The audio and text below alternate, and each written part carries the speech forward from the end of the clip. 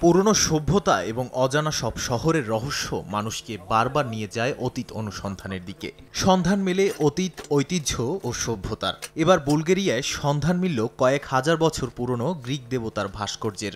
Greek পুরাণের দেবতাদের বার্তাবাহক হারমিসের আদলে তৈরি এই ভাস্কর্যটির সন্ধান মিলেছে একেবারে অক্ষত অবস্থায়। একটি নর্দমা খননের সময় এর খোঁজ পাওয়া যায়। কয়েকদিন ধরে দেশটির দক্ষিণ পশ্চিমাঞ্চলীয় প্রাচীন শহর হেরাক্লিয়া সিন্টিকায় খোঁড়াখুড়ি করছিলেন প্রত্নতাত্ত্বিকদের কয়েকটি দল।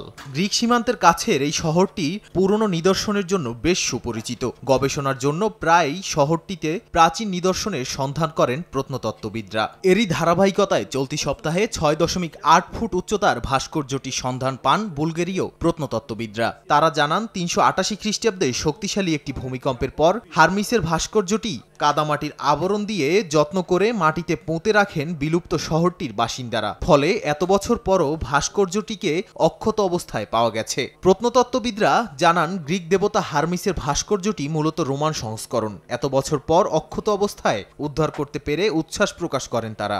এখন জন্ম সনদ দিয়ে খোলো বিকাশ স্টুডেন্ট অ্যাকাউন্ট। নিজের বিকাশ নিজে কর। ভাস্কর্যটি দেখার সুযোগ হয়েছে আমাদের। আমি খুবই খুশি যে এটার মাথাটা অক্ষত ছিল, যদিও চতুর্থ শতকের ভূমিকম্পের কারণে এটির হাতের কিছু অংশ ক্ষতিগ্রস্ত হয়।